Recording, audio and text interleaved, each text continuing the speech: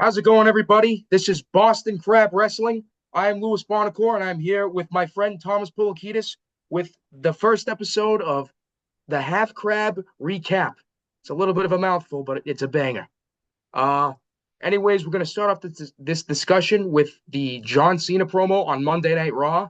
Starting off his heel run, came out with the same music, the same attire, and he's saying, "You want new attire? You get nothing." I like it. I like it. Why change it? It's what the fans wanted. And if you're a heel, why give the fans, what they want? And I thought the promo that Cena cut was 99.9% perfect. He kind of addressed, his gripes and his grievances with the fans throughout the years, which is true. They've been booing this guy up until 2021. Once when he disappeared, that's when the fans truly started to appreciate him. But I think he has every right to be pissed. And I know he said he broke up with me, but call me a delusional ex. You can't get rid of me, John Cena. I'm your biggest supporter no matter what. Oh my What do you God. think of the promo, Tom? Listen, that was some of Cena's finest work. I mean, it was a great reason to turn heel, but I can't say I loved it because just the way he was talking, it was just like he was whining. It was completely different from how he was acting in Elimination Chamber. Elimination Chamber, he was basically The Rock's little, I don't want to say puppet, but he was pretty much his puppet. He was doing what The Rock wanted him to do. He was selling his soul for a chance at the title. And at Monday Night Raw, in Brussels, it didn't seem that way. He was like, I'm not your puppet. I'm a human. If you're a human, why are you selling your soul to The Rock? The the two things were completely different characters from what I saw. I don't. I think you're right. That's the only thing that Cena didn't really go into depth about. But I think we're gonna learn more about that later. Next week and the week after. I just think this promo served its purpose, and that was to lay down the basis and the essential reasons why Cena did what he did. And I honestly don't think John Cena views it as him selling his soul. I just think he views it as doing what he believes is right because he didn't the promo he cut, like he said, I'm not a baby face, I'm not a heel, I'm a human being. He was, you know, talking as John Cena, not some dark, corrupted figure. So John Cena did sell his soul, but I don't think that's the way he views it, or his character views it. But also, Cody Rhodes comes out. I was a little disappointed we didn't get to, hear much back and forth between Cena and Cody. I think they're kind of saving that for next Raw, but it was still good what Cody had to say. He got a great pop. And what else you think about the promo, Tom? I mean, yeah, it was a great promo. I didn't hate that Cody Rhodes didn't have much to say. Like, keep it short. Just be like, this isn't the real John Cena. What is going on here? There's not much else to say. Like, I don't know. I thought that part was fine. I think the main issue with it was that Cena was basically a completely different type of heel from when he did the initial heel turn. Yeah, That was my main gripe with it. I guess, but also we didn't really hear John speak at all during that initial hero heel or the turn. We didn't hear him talk at Yeah, all during then, so it's hard to say that. But I get where you're coming from. just But like Cody evacuated before Cena could say fine speech. He got the hell out of there. seriously. God, he went from kicking him in the nuts to not saying anything. That doesn't make any Yeah, sense. seriously. Dude, if I was Cody Rhodes, I'd be wanting to kick this guy's ass. Yeah, What's he doing? I mean, God, he should have been at least like, I don't know. I thought the vibes were off. It was like they completely ignored what happened at Elimination Chamber. Yeah. Oh, they still have a month till WrestleMania. They Yeah. have, they have time to sand out the details, and I think this is the saving grace for WrestleMania this year. I think this build is going to be tremendous for Cena and Cody.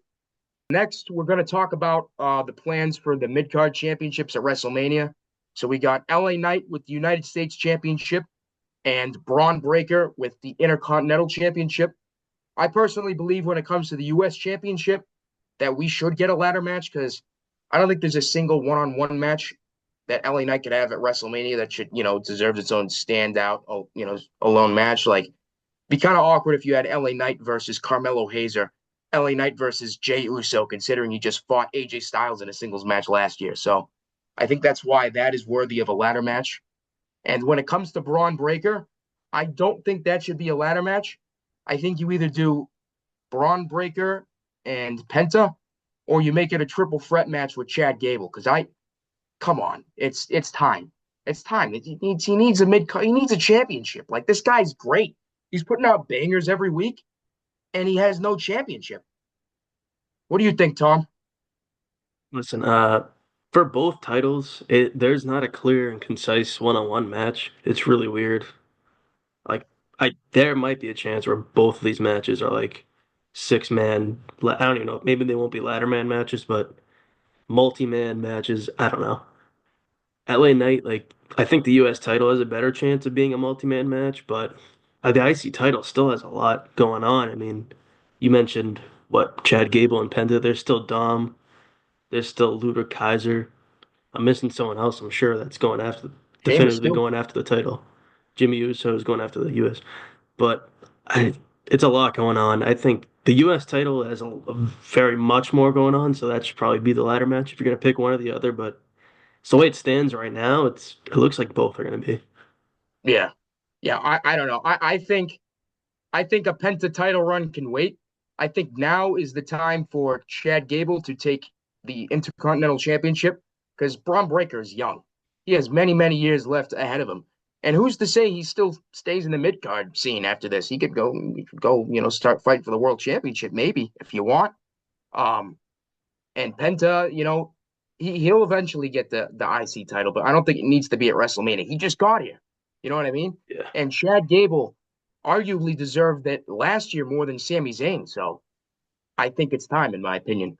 And with the U.S. title, I have no clue who's going to win that. I couldn't tell you. There's a lot of moving pieces. Like you could do like LA Knight versus Fatu, but it looks like Jacob Fatu and Solo Sikoa are now going to face each That, other. So that's the move for sure. Jimmy Uso's in that mix. Braun Strowman's in that mix. Yeah. Uh, What about Braun? Nakamura's in that mix also. It's a lot going on in SmackDown. So I don't know.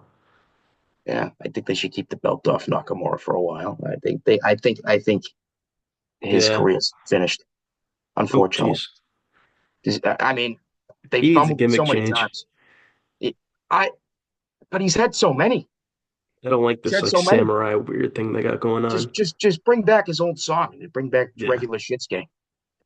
And then our last topic is the whole Jey Uso Gunther feud. I think each show it is more and more evident that Jey Uso was not the right choice to win the Royal Rumble. Either that or Gunther should not have been the world champion going into WrestleMania because Jey Uso and Gunther, that's just not that wasn't it's not the right, feud for Mania. And honestly, they even though I don't think it's the best choice, I still feel like that they could have built it a little better than what they're doing now. It's the same thing. Jey Uso goes out and wrestles somebody for a minute to 10 minutes, and then Gunther attacks him after, and Jey Uso either prevails or Gunther prevails. It's the same thing every week. I get it. Gunther said, "Oh, I'm gonna make your life live in hell," but like, add some different elements, man. Like, you got to do something to make this match more interesting. If you're gonna go with the ballsy choice like Jey Uso and Gunther, you got to do something to make it different. Because I just saw this crap on Saturday night's main event. What makes you think I want to watch it on WrestleMania if there's no changes? It's like Triple H is spamming the same exact cutscene in universe mode. Just every time Gunther comes in the ring and does a sleeper hold, it's like one or two times, fine. But like, geez, what are we on? Like, it's been like four or five times now. Yeah, It's and I it's also think I think it's interesting what's going on with Austin Theory. He just got buried with a cross body. Is that intentional from Triple H or to make the fans like him more, or is he just simply burying him?